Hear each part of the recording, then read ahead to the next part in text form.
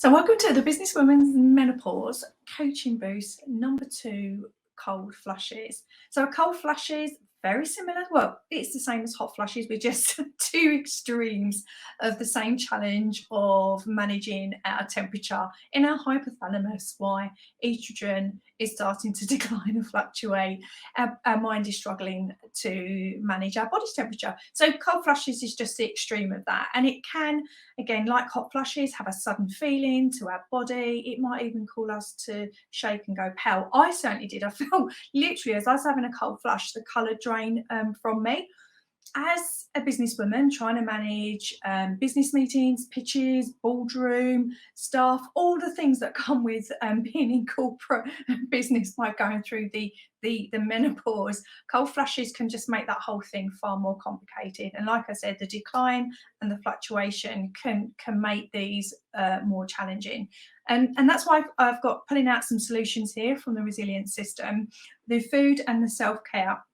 So in terms of food, making sure that you've got a balanced meal, and you hear that all the time, but it is really fundamental to making sure, first of all, you've got your protein on your plate, you've got your healthy fats, you've got your vegetables, and then suitable complex carbohydrates.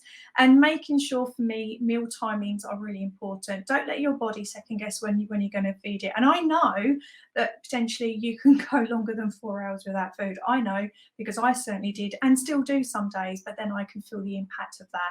So it's not just what we eat, it's when we eat. And the link between our gut and our mind, we've got to think about, it is that hypothalamus that is driving our hot flushes and our cold flushes. So it's important that we really do think about the food and our gut health. And then we're looking here at the supplements. I would always say to have a good set of supplements. Yes, and it is supported with the balanced food as well, but sometimes we might need extra supplementation if we're suffering with a particular symptom and change in particular. So making sure you've got the omega-3, the vitamin E, the 12 and the magnesium will all help. And then here we have our 3, our sugar, our caffeine and our alcohol. And they can, if you are feeling really overwhelmed by them, take them out for 2 to 3 weeks and see how your body reacts. And for me, then, keep a diary if you're introducing them and you're seeing those cold flushes come back again. So it really is, the first bit is around the food in our body and our gut.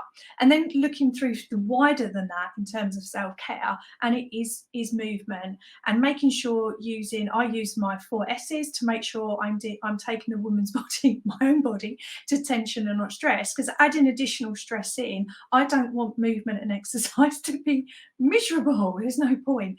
So for me, the movement is all about building our body and not making us miserable. And then that relates those happy hormones, but also it keeps all of our systems moving and functioning, including the mind. And then clothing, absolutely. If you are suffering particularly with cold flushes, make sure, like me, you've got your pashmina around you. So if you are in a meeting or you're meeting clients and you're shivering, I've got a cottony version one when I'm going through hot flushes, and a thicker, I'm looking over there actually, I've got over there a scarf or something more thicker, when I'm having a cold flush. And the same overnight, I'll grab an extra blanket onto the bed if I'm suffering with those cold flushes. And then linking back through then with calm, whatever that calm looks like for you, is making sure that you have at least that 10 minutes every day, whether that be meditation or a form of yoga or learning a language or knitting or reading a fiction book, whatever is that calm for you. It really will help reduce those stress levels, which we know can trigger that activity in our brain that triggers a cold flushes. And then sleep, consistent sleep schedules. You can see here, I've got food, move and snooze, bottom left, part of the butterfly, which is feel stronger. Don't let your body second guess when you're going to feed it, when you're going to move it and when you're going to sleep it. It's an absolute game changer for me, because it's one less thing for my body to think about, but it's that underlying engine and making sure that your body is, working in that right rhythm. And it might take a little adjustment to get used to that. And then if you are waking up in the night, thinking back, having that cold flush, did you have anything at that last meal that might have triggered that? But then bearing in mind that we do have a natural sleep cycle anyway. And if we know we haven't got additional sugar, caffeine, and alcohol, and then we can drop back off, that is that natural sleep cycle. So let's set expectations around what sleep is. And more importantly, it is there to repair and rejuvenate. So the first thing is have that consistent sleep schedule. And then a diary. Having that diary really helps join up the dots, especially on these symptoms and the changes like hot flashes and cold flashes.